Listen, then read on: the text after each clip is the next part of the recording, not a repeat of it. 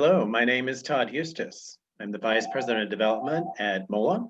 On behalf of the entire staff here, I'd like to welcome you to the 2020 Latino Comics Expo here live from Long Beach. Today's program and the entire event would not be possible without the generous support of our sponsors. Here's a brief welcome from our presenting sponsor, Hyundai. Hyundai Motor America, we welcome you to the 2020 Latino Comic Expo. As part of our Hispanic Heritage Celebration, we are thrilled to sponsor this great event. We hope that you enjoy the amazing Latino talent that will be featured. Thank you. Additional support has been provided by the San Manuel Band of Indians, the Josephine S. Gumbiner Foundation, the Robert Gumbiner Foundation, the City of Long Beach, and the Arts Council of Long Beach. Now I'd like to introduce you to our moderator. Frederick Luis Aldama is an award-winning author and teacher at The Ohio State University. He recently published his debut Latinx kids literature book, The Adventures of Chupacabra Charlie. I am so excited. I have these amazing, incredible guests for our Latinx Kids Lit Creation and Intervention panel. I'm Frederick Luis Aldama, otherwise known as Professor Latinx. I teach at the Ohio State University. I am the author and co-author of a bunch of books. A lot of my scholarship focuses on Latinx pop culture, including comics and children's literature. I recently published my first kids book, The Adventures of Chupacabra Charlie. I'm honored to have a wonderfully talented group of creators and educators with me today to discuss Latinx Kids Lit, Creation and Intervention as part of the Latino Comics Expo 2020 panel series. Today in the US, Latinxes are the majority of historically underrepresented ethno-racial groups, yet we are still less than 3% represented in media, including children's books. Step into any public library and you will be hard-pressed to find our stories. The panelists I have with me today have chosen a creative path that is changing this. This has its challenges and its payoffs. We will discuss the urgent need for more representation in children's literature and how this work intervenes and complicates within these story world spaces. Our panelists today, starting with Cathy Camper. Cathy Camper is an artist, librarian, and author of books for children and teens, including 10 Ways to Hear Snow and the award-winning graphic novel series, Lowriders in Space. Isabel Quintero is award-winning author of YA and children's books, including My Papi Has a Motorcycle, Gabi, A Girl in Pieces, and Ugly Cat and Pablo. Robert Liu-Trujillo is co-founder of the Trust Your Struggle Collective and founder of Come Bien Books, as well as illustrator and author of children's books, including Sam, Furqan's First Flat Top, Dolores Huerta, Get to Know the Voice of Migrant Workers. Welcome, all of you. Thank you. It's great to be here. I'm so excited. Thank you. Let me ask the first question, and maybe we can start with Isabel on this one. What inspired you to become a creator, educator, activist? I, first of all, thank you for inviting me to be on this panel. I'm really excited to be here. I used to work at an elementary school as a library tech. I was, the librarian there. And I was in charge of, there were over 900 students, and it was mostly Black and brown kids that we were serving. And on the bookshelves, there were hardly any books that represented that reality, right? They were mostly books about white kids doing white kid stuff, or white kids, with dogs, or white kids on adventures, or white kids in fantasies. But it was never really representing what the kids that we were serving, it was never representing the reality. And so there was a particular book series, and I'm not going to name it, but the kids kept checking out the book, and I kept thinking, like I could do better than this. Like I can write something that's funnier than this. And that's what's kind of it set out for Ugly Can't Pablo. And I just wanted to write books that represented the cultures, the realities that I grew up with, and that a lot of the kids that we were serving in the library grew up with, and a lot of kids in this country, you know, grew up with those realities. And that was the same for Gabby, right?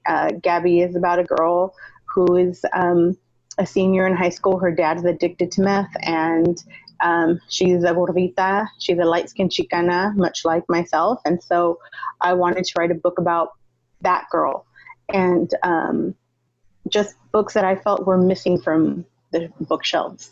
Yeah.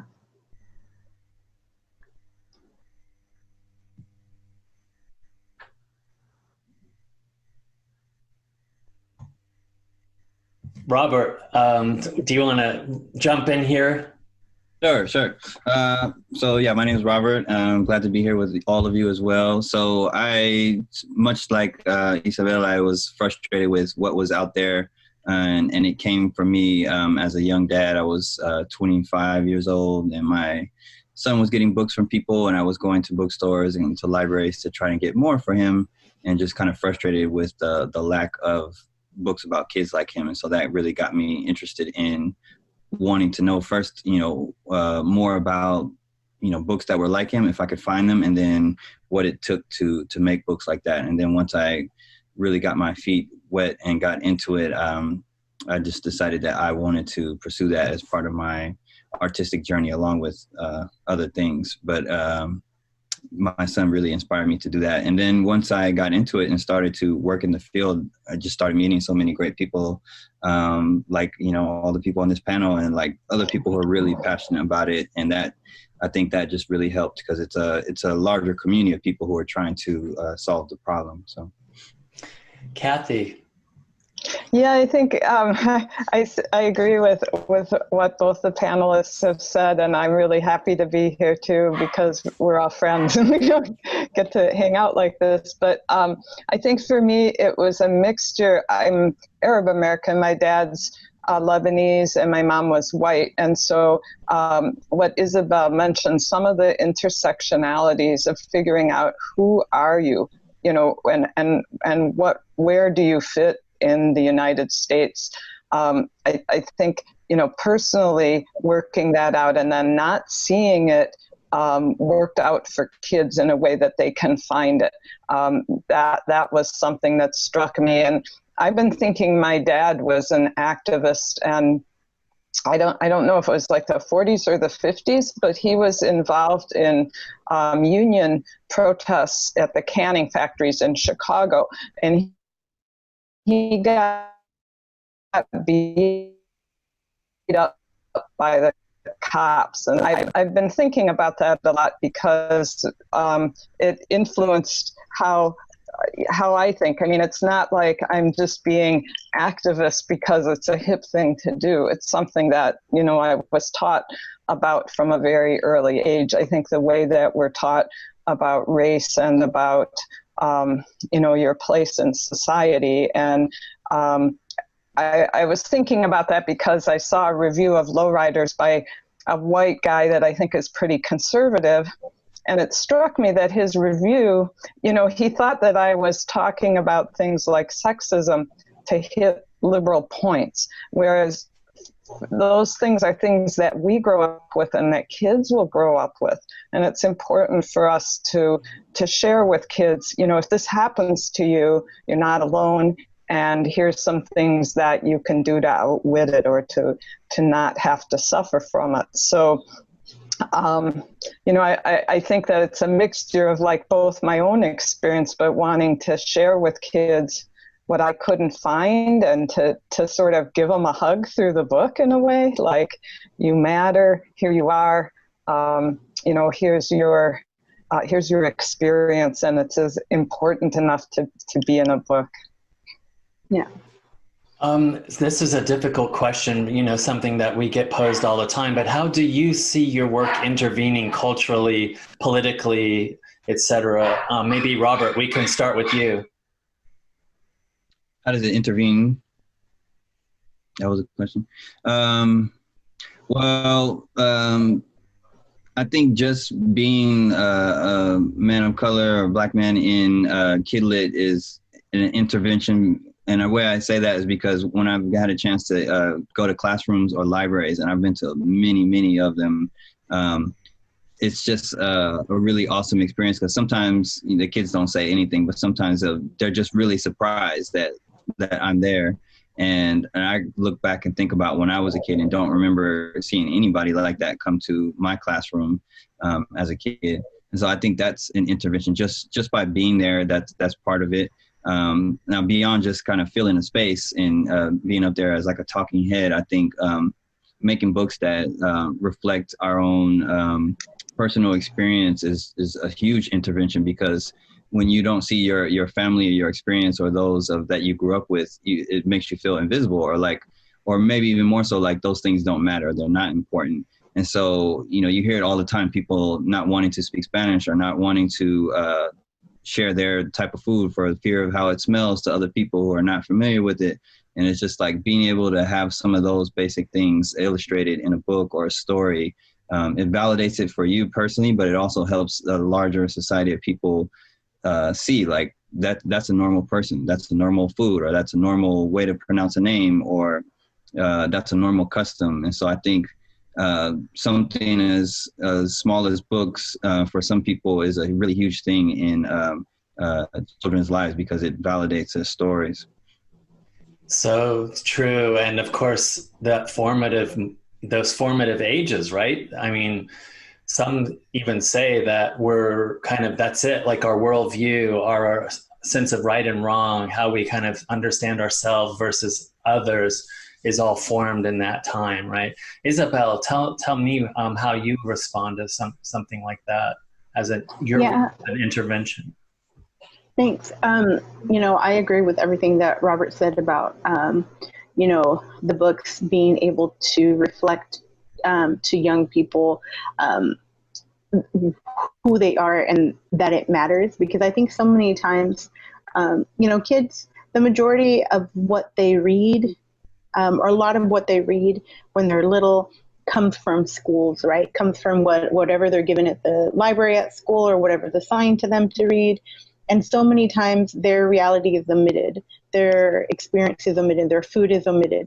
And so you've got not only, perhaps not as, oh my gosh, it's not so much confrontational as like your food doesn't matter, but your food doesn't exist, right? Or your experience doesn't exist in a book. But look at these other experiences, they do exist. And so that I feel that my books, for example, my puppy has a motorcycle, which is my latest, her dad's motorcycle, and it takes place in the city I grew up in Corona, California. And so that book, it's the story, it's a love letter that I wrote for my dad, right? When I was a kid, my dad would get home from work, he'd put me on the back of his motorcycle and we'd drive around. But more so, a little deeper than that, it's about a brown man working, right? My dad works construction. In that book, I confront gentrification. I confront, migrant workers. I confront injustice. I confront, not a family whose father works building homes that they'll never be able to afford to live in, right? And so it's this kind of, I think it's this beautiful book about a beautiful relationship between a father and daughter, but it's a little bit more than that. And I think kids understand those things, and I feel that my work sometimes is a good way to talk about those subjects without, or it's an easy way to talk about the subjects, right? So the dad's going off to work, and the little girl goes to work with him. Well, that's a good conversation starter for kids in the classroom, for teachers and kids. Because I remember when I worked at the elementary school, I'd ask so many kids, so what do your parents do for a living? And so many kids didn't know what their parents do for a living, right? And so that's a good way for people to start talking about these things, about how we are dependent on each other in order for our society to work. If there isn't someone building your home, then you're not going to have a home. If there isn't someone paving your road, then you're not going to have a road. If we don't have a doctor, then we're not going to be able to have health, right? So I think it's important that I think my work does that. Like it's a good jumping off point to have these conversations with the little kids, right? Because as much as we like to think that little kids don't understand or don't know a lot of things, kids know. Like kids are smart and they're able to have these discussions. They know what's fair, what's unfair, what's right, what's wrong. And they have their opinions. And if we respect them, right, we can have these conversations so that we have a better society. We have more critical thinkers. We have people being able to love each other and able to work with each other in ways that we don't right now. Yeah. Yeah, absolutely. So powerful. Cathy, gosh, I know you're in so many different spaces and able to kind of come at this question from so many different angles. How do you respond to this?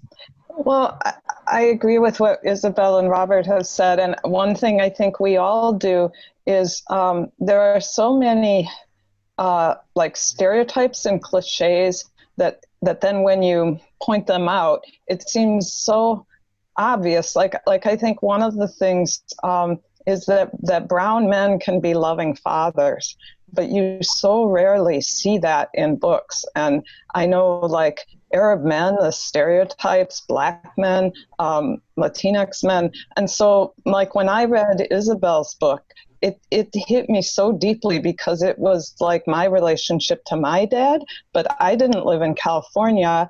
My dad was, he worked in Oscar Myers. He was working class as a foreman, but I remember sometimes on his day off, we would go in a rowboat on the lake. And that was like really special to have your dad's attention, like as a daughter. And so when I read Isabel's book, it just rang very deeply. It touched those things. And I realized how that's not shown in my picture book that's coming out this fall. It's called 10 Ways to Hear Snow.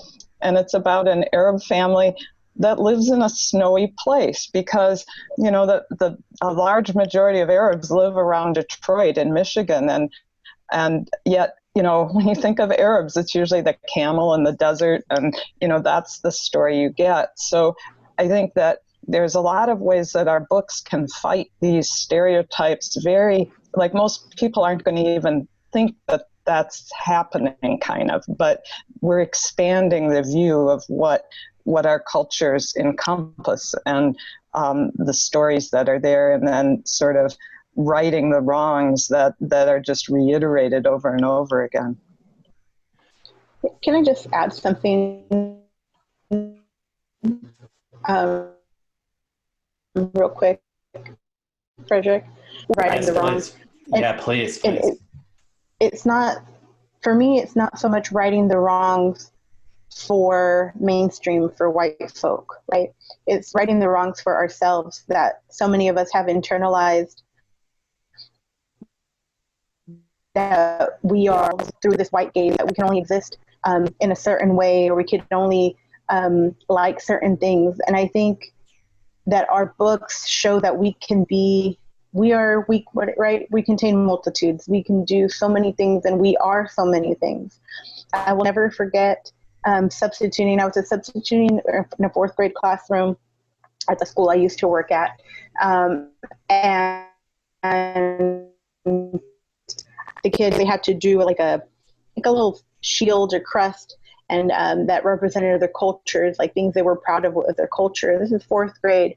And the little girl started crying, like legit crying, saying, "I'm Mexican, there's nothing good about my culture." And that just broke my heart because, we're told over and over, you're not good, you're not good enough, you can only do X, Y, Z.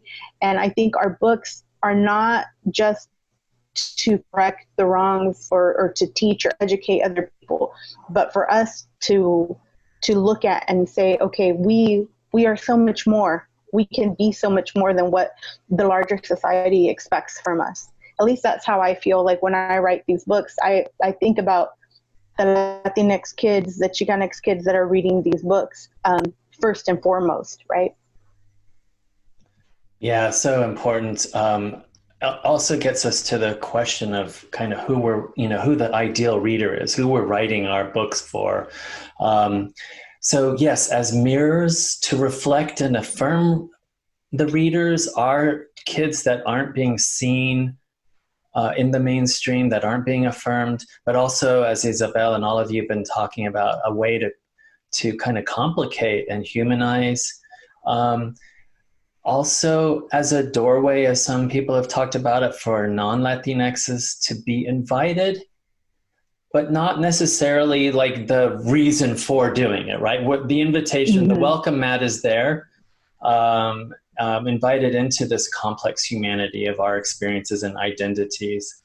So Robert, do you want to respond to that? Doorways, mirrors, as they've kind of been talked about in Latinx Kids Lit scholarship?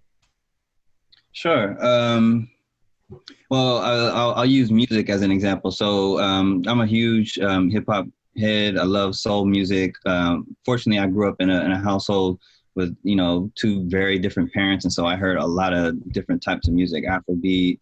I didn't grow up hearing, although my dad is part Mexican, I didn't grow up hearing, corridos or things like that from him.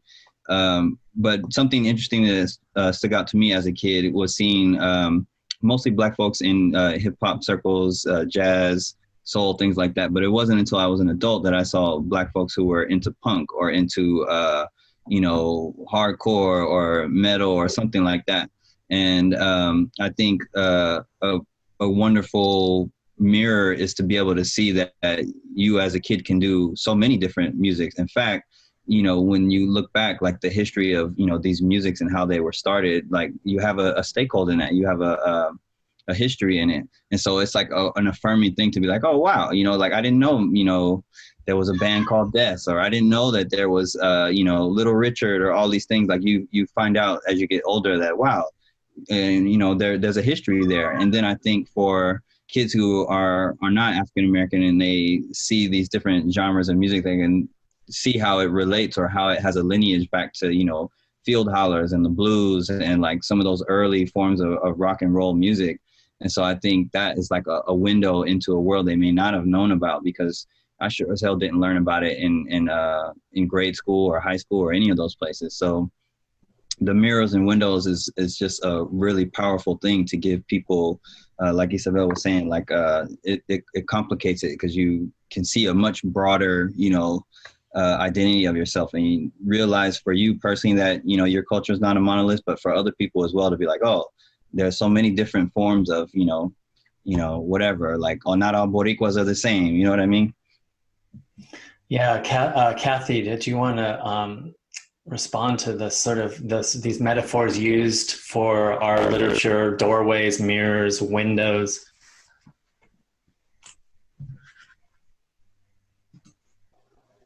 Let's see. Yeah, Cathy, did you hear? Yeah, I've been having some technical difficulties, I guess. But I think what Robert said is true, and it's a pressure you feel as a writer because you're only writing one book, but somehow it has to encompass and stand for a lot. And I'm not saying, I'm saying in the world of publishing kind of. So it's sometimes frustrating. I often have to go back and go, what was the original idea for this book? And, do all these other ideas fit in, or are those maybe better for another book? And I think for me, even though when I was writing Lowriders, I would go out, I always explain that I'm Arab American. And it's interesting because if there was Arab kids in the class, they would often come up and talk to me and follow me around. And so I think Robert alluded to this too, that it's not just what you're writing, but it's you. It's you, even, your success or your, for kids to see you as like, wow, I could do that. Or this person is like me and they're an adult and they have a fun life, I think those are other ways that we open doors for kids of possibilities. Isabel. Yeah, excuse me. It's interesting. Robert was talking about he didn't grow up with corridos. I did, right? My parents are Mexican immigrants, and my dad is from Sinaloa, grew up in a rancho, and from a pueblo. And my dad loved corridos, still loves corridos, right? And so, and actually, a YA book that I'm working on right now, Chalino Sanchez makes an appearance, right? And when I was a kid, I loved listening to that music, but I felt that a lot of times it wasn't something we could share outside of our community. It was something that was kind of people were embarrassed about.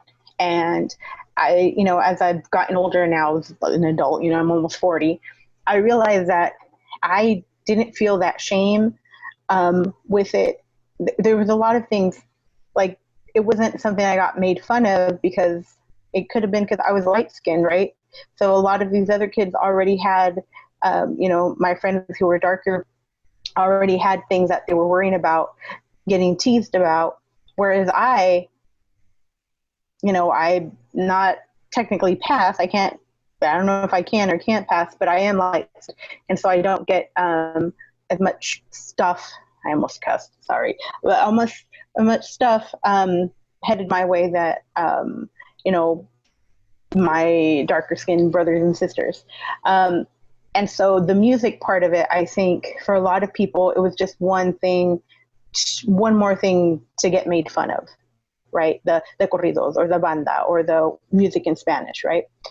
And so right now I'm really proud, and I know I'm rambling about the music, but Robert made me think of it. But right now I'm really excited to see so many young people that are really proud of these roots of banda, of music in Spanish. And so you have all these bands coming up right now that are like these fusions that are celebrating this culture that we had to be ashamed of before. So that's really exciting. But yeah, I think that idea that, Dr. Bishop came up with the windows and mirrors and sliding glass doors, that we embrace it, right? That our books are all of that for a lot of different people, and for young people, especially for the kids that we write to. I always have an audience in mind, and I think for me, the mirror part of it is more important than the doorway or the window. Because I think for our communities, a lot of times we've not been afforded a mirror. And so I think that's the part I mostly focus on. I think there's enough.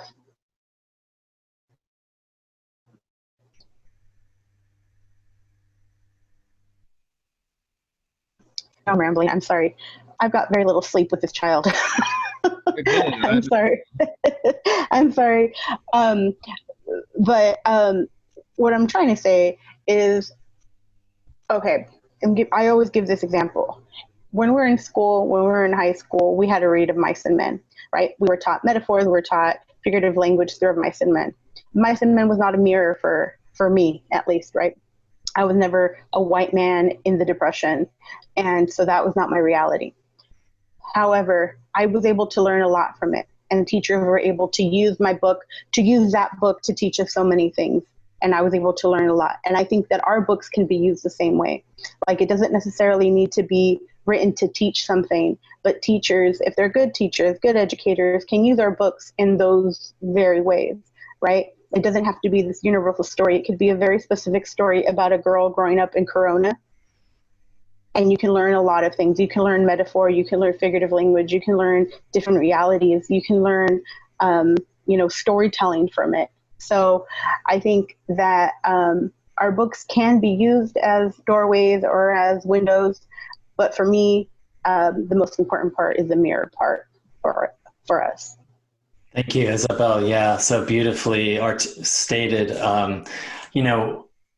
I think to myself too, like we growing up have done so much like work to make all of that stuff work for us. Mm-hmm. Now it's time for the other folks to do the work, right? And why not, right?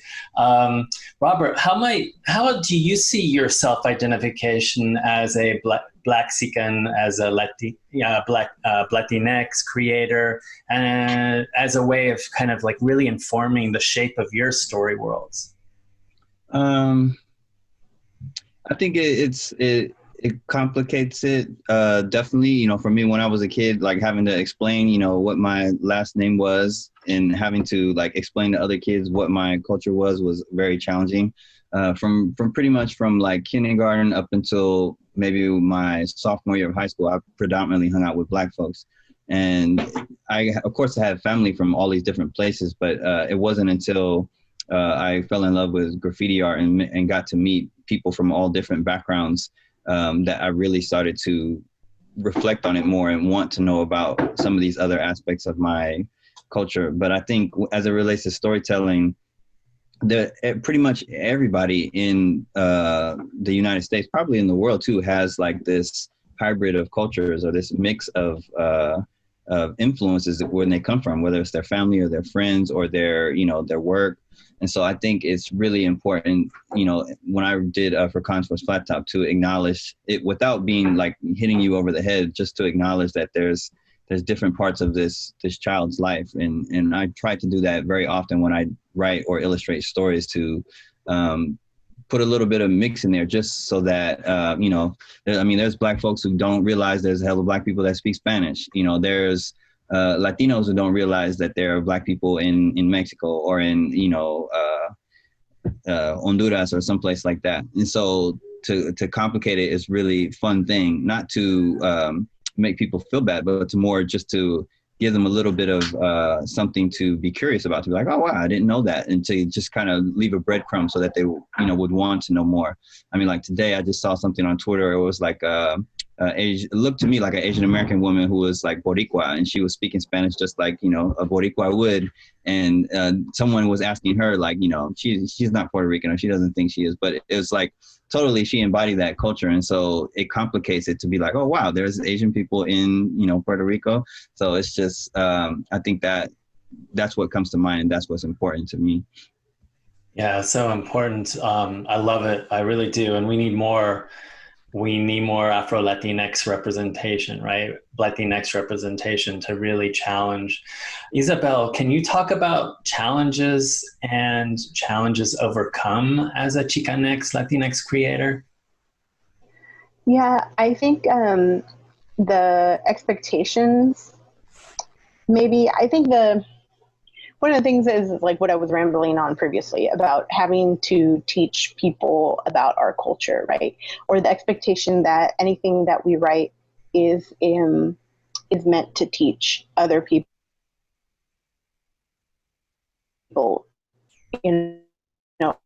about our culture. When I try not to read Goodreads anymore, but it was in Goodreads, and it was a reviewer said, it was a good book, but I expected to learn more about Mexican culture. And I was like, well, this whole book is about Mexican culture. It's about being Mexican American, being the daughter of an immigrant, of immigrants. So what more, how, people have this expectation of what it was to be Mexican. Like they already know what it is. And if your book doesn't fit that mold, then it's not an authentic Mexican book. It's not an authentic Mexican voice or Chicanx voice. I think that's part of it. I think, that's one of the challenges of saying, like I said before, we are not a monolith. My experience as a Chicana in the Inland Empire is very different than, a Chicana in Ohio. Like that's a very different experience, a very different reality. I fluctuate between calling myself a Chicana and calling myself Mexican. Growing up, in my house, like I wasn't American. Like I was born here, but my mom never referred to me as American. I was always Mexican. Americans were white and Black folk. Those were Americans. We were not American. We were Mexican. And so, just being able to call myself Mexican or Chicanx, just being able to call myself whatever I want to call myself. I think that's a challenge also, right? We see constantly on Twitter arguments about the word Latinx, about the word Chicanx, about the use of the X, right?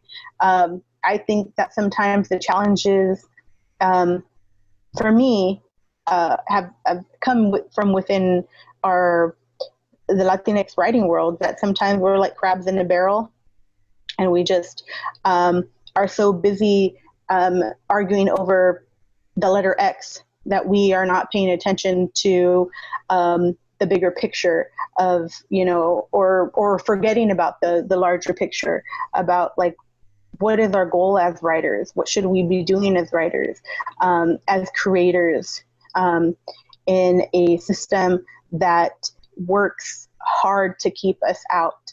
And it sometimes feels like we ourselves are trying to keep certain people out because they're not using the correct label, right? And so I think for me, that's often a challenge. The other part, I think, is when being asked to always be on diversity panels. That's been a pain in the butt. Like the whole beginning of my career, that was basically all the panels I was asked to be on, like diversity panels, because I couldn't talk about anything else than being Chicana. That was it, right? And so being pigeonholed and being, again, told like, you can only be this, whether it be from, the larger mainstream white publishing world or book world, or whether it be from us being like, you can't label yourself Latinx, you can't label yourself this, it has to be this. And, so just, I think those have been the biggest struggles, like trying not to be pigeonholed and fighting against that and saying, you know what, I can write about so many things and I can call myself whatever I want to call myself. And you don't have to be okay with it, but I am okay with it, So powerful, so affirming, so necessary. Cathy, how does your Arab American identity and experience connect with and differ from the Latinx co-creator, Raul III, that you work with on the Lowrider series? Well, I think when Raul and I started, we were always clear about who we were and what we were doing. But that kind of, to go back to what Isabel was saying, the publishing world has these, pigeonholes. So they're like, well, this is a Latino book. And Raul set the art in it's reflective of where he grew up in El Paso. And, when I hit the fourth book, I was kind of like, well, in a way, I've been kind of erased from the story. So I started thinking about that. And I also started collecting information and culture. And so the fourth Lowriders book has an Arab family in it, and they're monarch butterflies, and they're escaping a wildfire. And the Lowriders come to help them. And there's another plot about the Lowriders saving the rec center, which is kind of Raul and I laughing about after school specials where all the kids are always doing that. But some things that I discovered were like a lot of the Latinx names like Gonzalez and Hernandez, that EZ ending comes from the Moors, from the Arabs at the time in Spain, when both cultures were there. There's overlaps in the food, and there's also overlaps in like tile work, the design of tile work that you see all over Mexico, that also comes from Moorish culture back in Spain. So, and then another thing is that both cultures, when Trump was elected, both Muslim cultures and Latinx were kind of the first that he really picked on. And so, there was a lot of parallels in our experience. And I also think that, what Isabel said, within our cultures, there's like, who gets to represent, who is legitimate to this culture. At the same time, I keep thinking the last census said the biggest growing ethnicity was mixed race. And if you think about that at a time, if you think what's going on in our culture, and yet the fact that races are still mixing and people are identifying as that, makes me think that in the future, how kids identify is going to change much in the way that how gender identification has changed. And if you think how we've gone just in 5 or 10 years from sort of this binary gender definition to a much broader possibility, I'm thinking that race may do that too. And at the same time, I mean, we're obviously having huge amounts of racism and backlash, but I think that in the future, how kids self-identify, we can't really predict. And some of this has to do with self-discovery too, like with DNA tests, people are finding that their history isn't what they thought it was, So sometimes when I write, I try to write towards that future, like, or kind of like, my people will find this book. That's kind of what I think, just that, the people that need it will find it. And I don't know if that answers everything, but yeah, actually, Cathy, that's kind of remarkable, and it says a lot about all of your work, work that is kind of forward-seeing as well, reflecting our present, but at the same time also anticipating a future that may not have arrived yet, right? We may see it arriving. And something else I'll jump in is that the fact that like 2 or 3 of us of different cultures can all get together and write a book and not have it be that white view, that's probably terrifying to some people, but I think that that's really super exciting. And, I'm a big fan of the Fast and Furious movies, but I think they got that, the idea that you can have this exciting adventure that's multicultural and goes all over the world, but it's not based on white people. Like the white guy is almost like, better throw him in there because,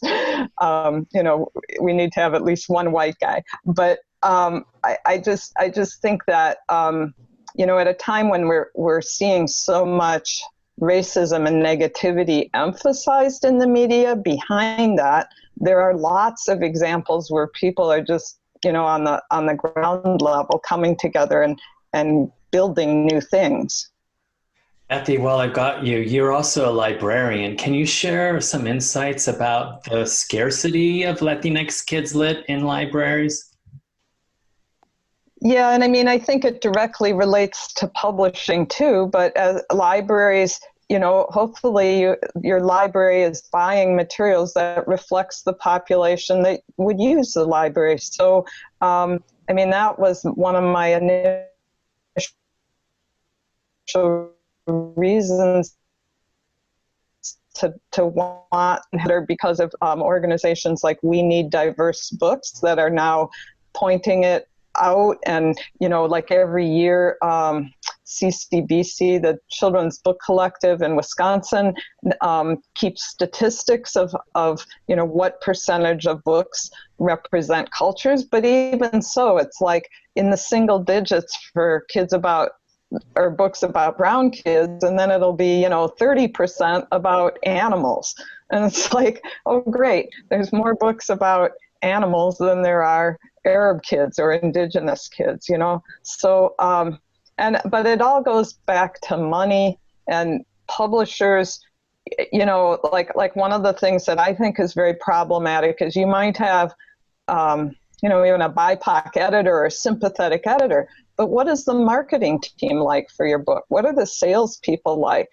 If they don't know how to talk about your book and don't know how to market it, if they're still just going to the same white-centric bookstores and not thinking creatively, then the book will die because, it's not getting the love and support that it needs. And I was I listened to a couple panels on with Black writers, and they were saying, for example, in Black markets, using radio is a really good way to connect to people. But I don't know that my marketing people would know that kind of thing.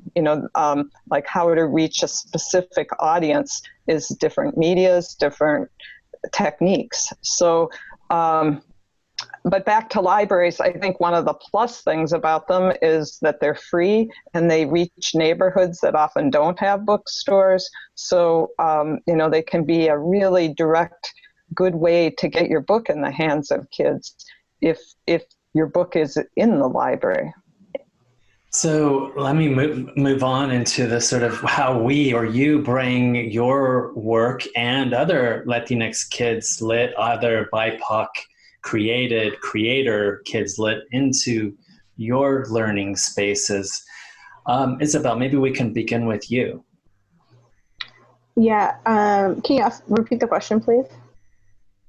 So we talked about libraries, and there was a lot of constraints there in terms of, acquisition, librarians getting the kind of your book, in the attention, the radar.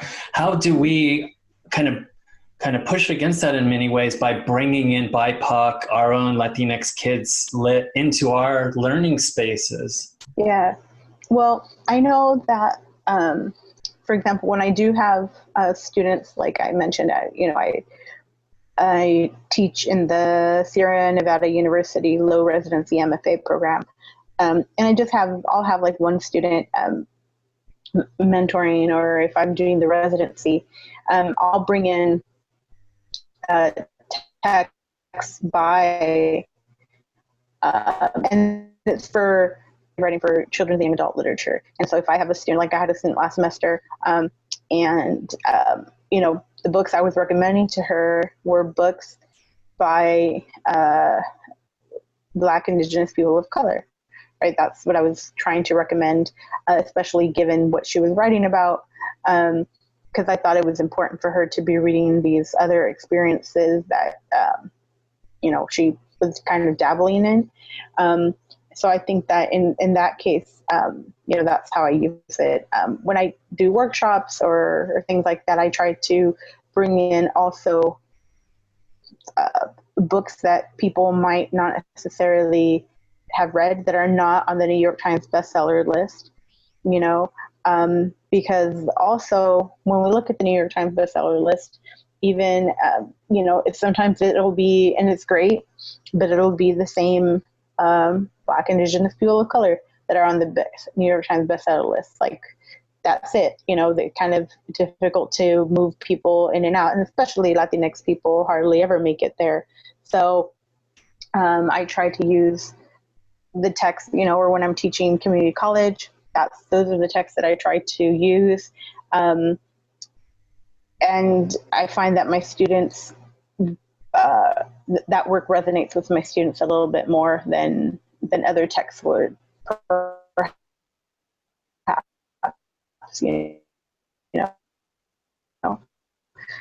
So more actively, it's not hard. That's the thing that I think so many people are like, well, I don't know how to use this text, just like you would any other text. Like, that's how you would use it. So it's not hard, or I think something that is like, oh man, well, that I'm cracking my head like, oh man, ¿cómo lo voy a hacer? What am I going to do? No, it's just, you do it. Robert. For when I started out, I think it was trying to make myself available to my immediate circle, to my friends and family, to recommend books. And then I just made it a point to not only share my books when it came out, but to share other people's as well, to make people aware, because I know just as Cathy was saying, like, and what Isabel said as well, like the umbrella or the megaphones where people normally hear about books can be very, very small, and like a very small number of the books that get made actually get through there. And so to be able to just share, like, there's just so much out there to share it with people, I consider an honor. there are some times when people hit me up and I can tell they're just lazy and they're just not trying to look. But in general, like most people really are curious. And so I try to do my best to actively share books that I think are cool and to share lists and blogs. And I think that there are unconventional ways about reaching people with your book. When I first came out with For Cons First, I knew I wanted to do a video because I knew the majority of people I was going to hit up wasn't about to read the press release. So I was like, I'm going to do a press release because that's what you're supposed to do. But at the same time, let me do this video so I can share people with that. And that got way more people just understanding what it meant right off the bat than me going through like Kirkus Reviews or Publishers Weekly or any of those places. Like, it would have been nice to have reviews through them, but it was really awesome to be able to connect with like small blogs or, you know, local librarians and local literacy-based groups.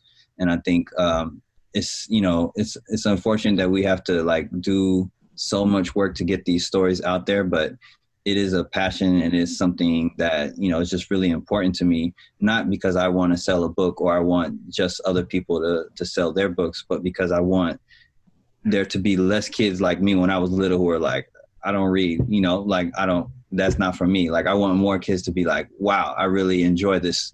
And not because a teacher or a librarian assigned it to me, but because it's a really cool book. And like, I want children and adults too, to just get lost in these stories and to really enjoy them. And then hopefully from that, not only foster a love of reading to read more things, but to also just a broader worldview and understanding. We just have a couple of minutes left. Cathy, can we hear from you? And then we'll close this amazing panel. Yeah, I guess I would just say a couple things. There's, as an author, I try to reach people that, you know, it's not always the big masses, but just people that I hope our book will resonate with. So, for example, at the Latinx Comics Festival in Modesto, when they had the Lowriders exhibit there, I went out and talked to the guys that had cars and showed them my book. And what I thought was really cool was they were going through the book and naming all the cars, like they knew the year and the model make of the cars. And you know, none of my other readers had done that. And it was, it really felt like sort of full circle, like this is what I'd written about, and now it's coming back to the people that actually, the creativity that I wanted to celebrate. So I just wanted to mention that it's not always the sort of like bestseller, huge crowds that's important. As a librarian, there's a couple things I've done. A couple of years ago, we had horrible racist shootings or stabbings here on the MAX train, where a racist guy was harassing a couple of brown girls on the train, and then some white guy stood up to protect them, and he stabbed them to death. So after that, the library got together with was invited with some other religious groups to do presentation of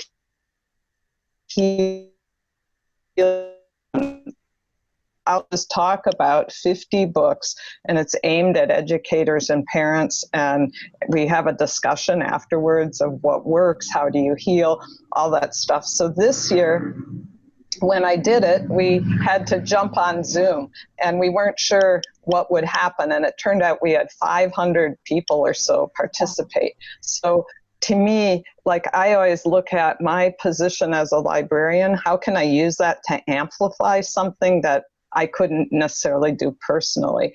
And another thing I'm doing is from that talk, a lot of educators said they wanted to have like a windows and mirror bookshelf in their classroom. Well, now we know there isn't even, you know, a classroom necessarily. So what I'm working with in my work group is to create always available ebooks in a windows and mirror collection. So you know, here's 5 books at this grade level, and here's, you know, we're going to do book talks about them on a video.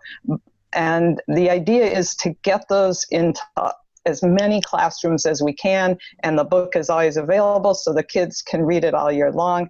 Because the last thing I want to say is that there are so many gatekeepers for getting books in the hands of kids. So even if I don't want to be concerned at all with kind of the white world of publishing or teaching, it's like you have to appease all these people that don't know about your culture, don't know necessarily why it's important, to get over those gates so that kids get the books in their hand. So sometimes, you have to use these complicated, frustrating methods. And then, hopefully some kid will get the book that deserves it. So those are some things, if there's people out there that are educators or, librarians, that they might think of doing. Thank you, Cathy. We've got our megaphones and we're using them. But as we say goodbye here, Isabel, where can we find you and your work online? You can find I'm on Twitter and Instagram at Isabel in Pieces for both. And then I do have a Facebook page, Isabel Quintero author. But if you send me a message, it could be like a month or so before I see it, because I'm rarely on Facebook. I also have a website, laisabelquintero.com.